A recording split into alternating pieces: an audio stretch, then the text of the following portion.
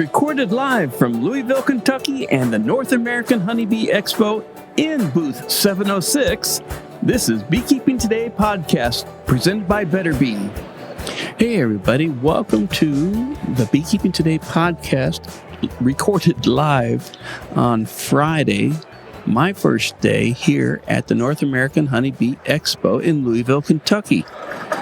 And my first impression is, wow, this is really big. I've never seen a conference hall with this much bee equipment and beekeepers ever. Well, maybe Apimondia. But that's from around the world. This is just United States beekeepers. So this is pretty amazing. Well, I think the classes have started, or the first morning sessions have started. People are clearing out of the vending area. So it's a good opportunity for me to go scrounge up some vendors and find out what they're showing here at the show. So stand by. We'll be right back. So I'm standing here with Karen Thurlow. Where are you from, Karen? New Brunswick, Canada. And what brings you to the show? I'm interested in all the great products that the vendors have. There's a lot of really great new ideas on beekeeping, and the speakers are great amount of speakers. I just attended the talk on propolis, which I've heard multiple times, but there's always new information.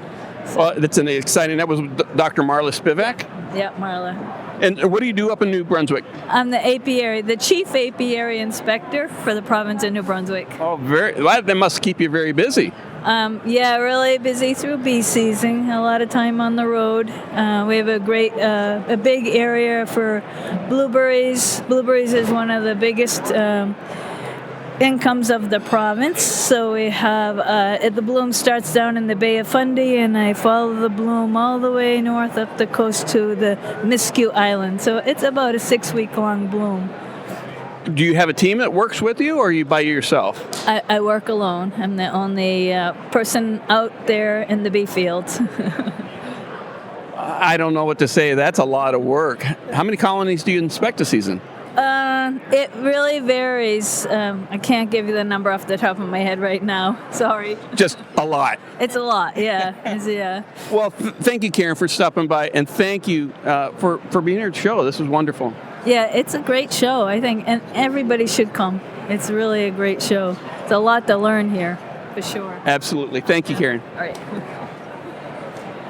I'm standing here talking with Andre Dublin from South Carolina. Andre, what part of South Carolina are you from? Charleston. Charleston? Yeah, Charleston, South Carolina. Yeah, okay. So how many bees do you keep? 20 colonies. 20 colonies, and are they mostly for honey production? Mostly honey production. I do a little bit of queen rearing to help out other beekeepers, and hopefully one day I'll start selling nukes. So. Very cool, very cool. And so what made you decide to come up to the North American Honeybee Expo? A fellow beekeeper of mine, great guy, Dr. Tim Liptak, awesome beekeeper.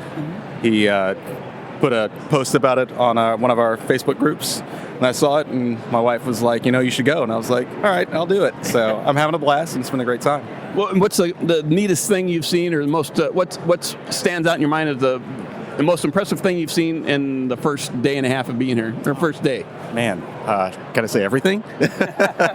I really think those propolis hives are really neat with the rough interior. I think that's very interesting. Yeah. I'd like to maybe try one of those and see how they work out. Very cool. Well, enjoy the rest of the show, and stop back again. Thanks for listening. Yeah, appreciate it. Thank you for making the show. It's wonderful. Thank you. Hey, everybody. I have the great pleasure of sitting next to Dr. Erica Shelley of Best for Bees. Now, if you're a listener to the podcast, Erica's been on the show before. Yeah. But I'm actually never, no, that's not true. I did meet you in Washington State.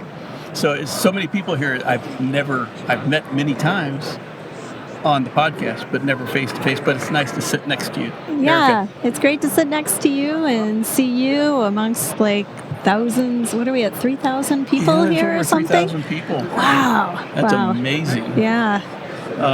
This is the largest vendor hall I've ever seen. Really? Well, let's see. Vancouver, Apimondia was pretty darn big. Okay. So I'd say it's my memory, as I remember that, is pretty close to that. It's pretty big. Yeah, I was at Chile this year for Apimondia, and I would say this is close to the same size as Chile Apimondia, but not as many people. This is crazy. There was 5,000 people, I think, there, but they were at a lot of talks and not in the vending hall. But in between the talks here, like, this place just bursts with people. Yeah, it is amazing. It's fun just to see everything. And I'll just tell anybody listening, if you ever get a chance, you got to go to a large national convention, and because you just are overwhelmed by what's available. There's everything under the sun, people from all over the world here, and I leave these conferences just filled, is how I say. I go back to work and I'm excited, and I'm just full of beekeeping love when I leave from any of these conferences. Well, that's really nice. That's really nice. I always go away overwhelmed. Different personalities, maybe, right? Well, I don't know. It probably says more about you and me personally, right? Right. Yeah. No, it's really good. It's well, what are you doing here with Best for Bees? So we have a booth here. So we have our Protect-A-Bee demonstration. We've been actually sold out since November, so we didn't come here planning on selling a lot of Protect-A-Bees, but we're looking at connecting with beekeeping stores to carry them in the United States. So we've only been online and in a couple of stores over the last couple of years, and now we're looking at moving into retail stores so that people can actually touch it and play with it. Like, it's very robust and very smooth, and you don't get that shopping online. So we really want to move our product into stores so that beekeepers can experience in their store, and that's where a lot of people shop, and we really want to support smaller stores in terms of carrying our product and becoming part of our Protect-A-Bee family is the way we're looking at it, where they love our product and love sharing it with customers, with beekeepers. Yeah, it really makes a difference when someone can pick up something, touch it, hold it, actually see it, can understand how it actually works on the front of a hive, on the Protect-A-Bee. Yeah. Have you actually come over and look at it? We're recording. Yes, of course I have. You got to come over and look at it. You got to come over and look at it. Yeah, it's pretty neat to see. It does like 11 different things, and you just to understand the versatility and all of the uses of it, you just got to put your hands on it and see everything. I know when you were on the podcast, and I don't remember when, but when you were on the podcast not all that long ago, and you described all the uses for it, it was amazing. So I do look forward to coming over. To be honest, just getting away from the booth with as many people here, it's hard. It's so hard. This is the first time I've actually left my booth and gone out to visit because I think we're getting close to the end of the day, and there's talks that are happening. Probably Bob Benny or somebody's on right now because it's empty in here, and it's been crazy otherwise. So it's been the first time I've been out too. I know we're going to have you on the full podcast talking about big data, big bee data. The big bee data movement. And you're on the calendar for recording, so that'll be coming out, I think, if I remember right, if we're recording later this month, and then it'll be out in beginning of February-ish timeframe. So our listeners, this is recording on Friday of the show. So in a month or so, we'll have Erica back to talk about big bee data. Big bee data, which has nothing to do with the Protect-A-Bee. And I'm at next week at the American Beekeeping Federation meeting, and I'm talking about different apps, Apiary Delight, and Big Bee Data, and the really cool things we're going to be able to do in the future with all of that data. I look forward to hearing that, and I look forward to talking to you. I think actually it's only in a week or so that we are recording.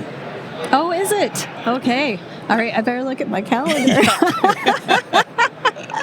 Well, Erica, thank you so much. Thank you. And enjoy the rest of the show. Thank you, and be well. Hey, everybody. I have a great pleasure of sitting with one of our sponsors right now from StrongMicrobials. We have Anna and John. So we'll do it that way. Anna Kaur and John Turpin. And welcome to the Beekeeping Today podcast, live from the North American Honeybee Expo. Absolutely a pleasure, Jeff. Thank you.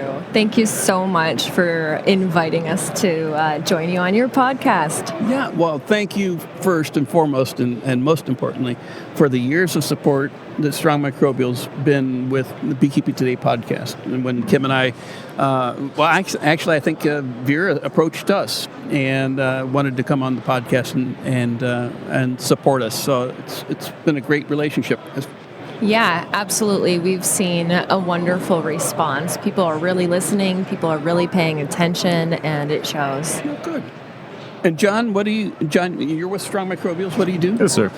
I do a little of everything, some sales, some research, jump into the marketing, and try to have fun. And I hear from Anna, you're the beekeeper of the three of us here. Well, yes. I am too, but of the two of you there, you're the beekeeper. I have 100 hives in Maryland. Oh, very good, very good. I don't know what it's at the moment, but figure out when I get home. Yeah, that's for sure. So, Anna, how are you finding the show? It's amazing. I love it. I mean, the work that came in and is put into this is just phenomenal. Everybody here has been so kind and so generous, and they really have put on an amazing show. There's a lot of new things to explore and learn about, and the innovation has just been really inspiring. What is the biggest question that people are asking you at the Strong Microbial booth? John, do you want to take that one? Okay. Well, I would say mostly it's pretty fundamental. Like, what do probiotics do? Really? What is this going to do for my hives? And what do you tell them?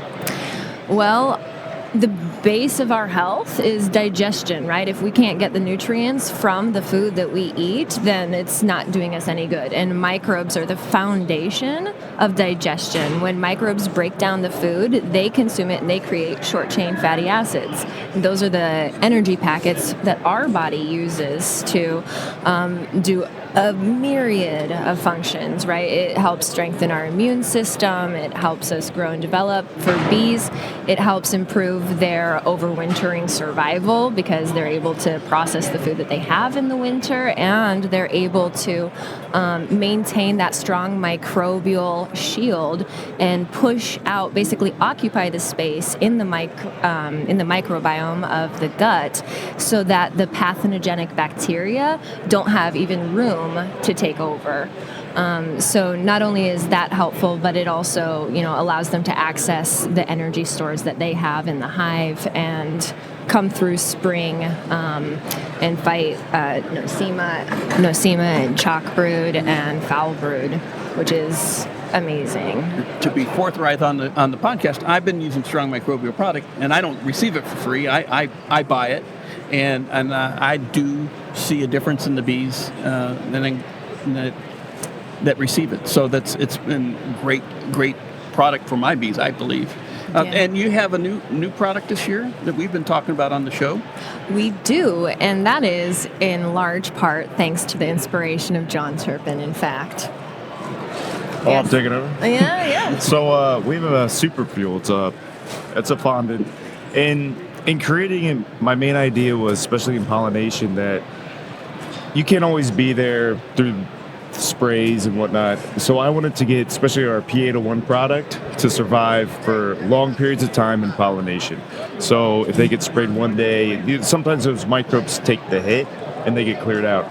So if the beekeeper isn't there to re-inoculate, I wanted P801 to survive. Now, we're not there yet. So right now we're with our Bacillus species, and we partnered with Apis Biologics to finish the nutritional profile. So we have this food that we find to be as close to nectar as possible nutritionally, which Apis Biologics comes in. And then also a lot of the Bacillus species that are in the product do naturally come in on nectar and pollen. For instance, a lot of the nutrition in honey, some of it comes from the microbes that are in the honey. They live for a while producing different vitamins, B vitamins, K vitamins, and then eventually they'll die in there, but they enrich it. And in doing research last winter, pretty much I wanted to make sure it was okay to feed probiotics all winter. And I don't want to sound too crass, you don't want if you feed a lot of microbes, the fear would be that if the bees are confined, are you going to see dysentery in the hive? Yeah. Which I haven't seen, and so far they seem to handle it very well. And the one thing I noticed last year is that the bees seem to, what I take is thermoregulate better.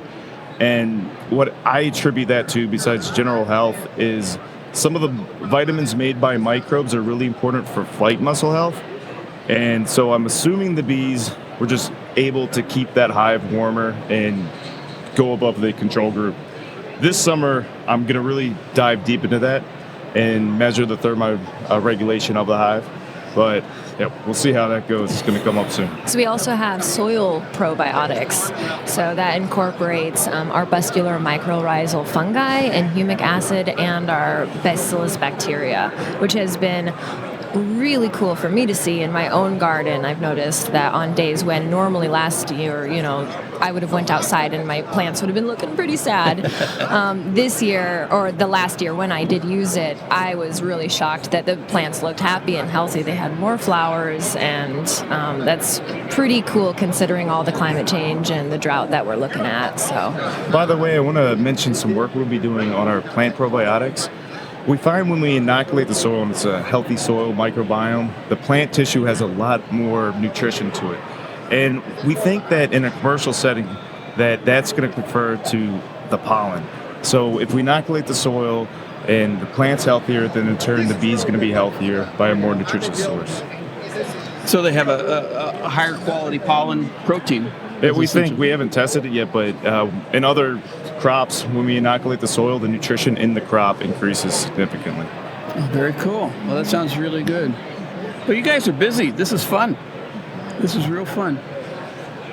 Well, thank you for being here, and good luck the rest of the show. And as I said before, thank you for supporting our podcast. it's a total pleasure. Thank you, Jeff, for having us. Thank you, Jeff. Hey everybody, I have the great pleasure to be sitting with Dr. Larry Connor. What are you doing here at the show?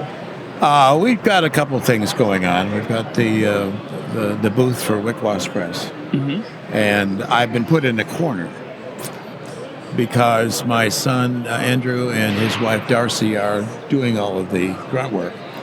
And I'm supposed to be there entertaining the troops that wander by. And how's that going? I'm losing my voice. No, I'm fine. The other thing, of course, is that I've been invited to give 2 talks.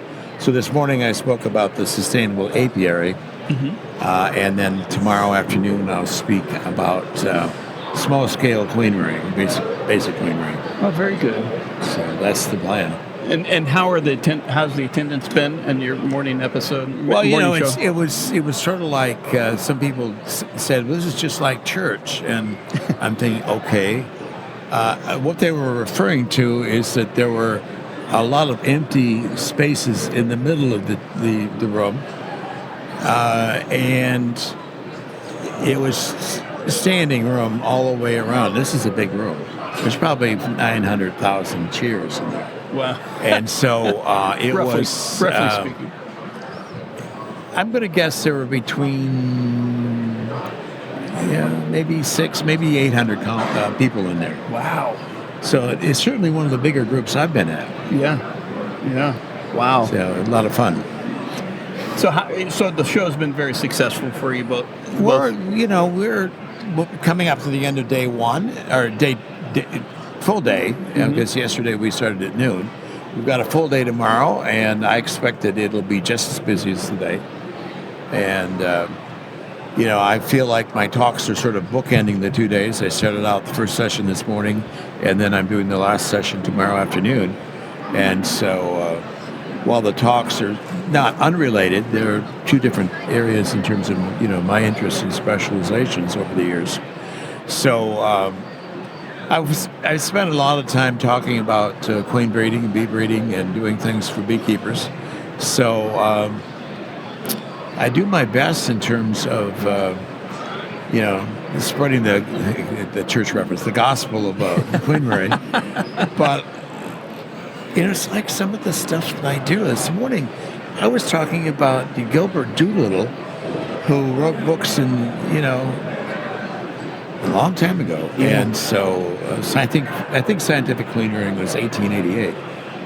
And the other one is A Year's Work in the Out Apiary. And these are two books that we reprinted because they're out of copyright. And yet the information that Doolittle puts in there is still just as valid. And in some ways, when we look at what we're doing in terms of energy use and so forth, this is, instead of a horse and wagon, you can have a bicycle or a motorbike and do some of these things. And I think they're just brilliant references. Yeah, the writing style is completely different than what we do today. Nobody from New York Times would have approved that text, but that's all right. Yeah. It's useful. And sometimes you have to decode it. You have your library of books is enormous. I mean, you have some great titles, great authors, and your own publications, your own writing. We have, I think we're up around 30 or 32 books that I've either written or co-wrote or I'm the publisher. Wicwas Press is the publisher. Wicwas Press is an LLC, a limited liability corporation, and my son and technically my daughter are involved in that. I've got about a dozen titles of my own that my name is somewhere as author, but we've got some other titles we've added in over the years, things that we feel are important, and then kind of keeping up with the reputation of having quality bee books. We want to bring in certainly things by Tom Seeley. I still endorse the works by Dr. Eva Crane, who has been gone a number of years, but who founded the International Bee Research Association, and a nuclear physicist turned to beekeeping. Yeah, it's an amazing woman, honored by the Queen and the late Queen, and it was her work is just phenomenal. And so I still stock some of those books, but we have new things that are coming all the time. And I'd say it's become more of a full-time job just to willow out books that we feel we need to promote. We've got a new book on honeybee diseases that just came in from Australia, and I'm very happy with that. And so we're constantly in flux in terms of what's going on. Well, you're always on the leading edge of what's coming out and popular interest in the beekeeping community. The big houses don't know we exist. Yeah. Cornell, Princeton, these people, they don't know we've been out there. Or maybe Big Fish, Bones Pond. But you do fantastic work. Anybody who's buying bee books knows Wicwas Press. And I'm still doing, I'm still trying to get out and speak to groups and enjoy doing that. When I no longer enjoy a bee group, a bee meeting, giving a talk, then I'll stop. I don't know what I'll do. But drive the family crazy is probably what that's been done. So, my daughter moved to Alaska, and I'm not sure if that was to get away from me, but it does make it a challenging thing. But again, I've already met people here that heard me speak in Alaska, so figured that one out. And then, of course, my son Andrew is helping us in the business, and probably keeping an eye on the old man, make sure I'm behaving myself, whatever else. So that's good too. Well, Dr. Larry Connor, I appreciate you stopping by the booth. You're just a couple booths down, so it's really happy to see you there. Doing this again tomorrow? Yeah, I'll be here tomorrow. Thank you for helping us wrap up the first day at the North American Honeybee Expo. My pleasure. Thank you.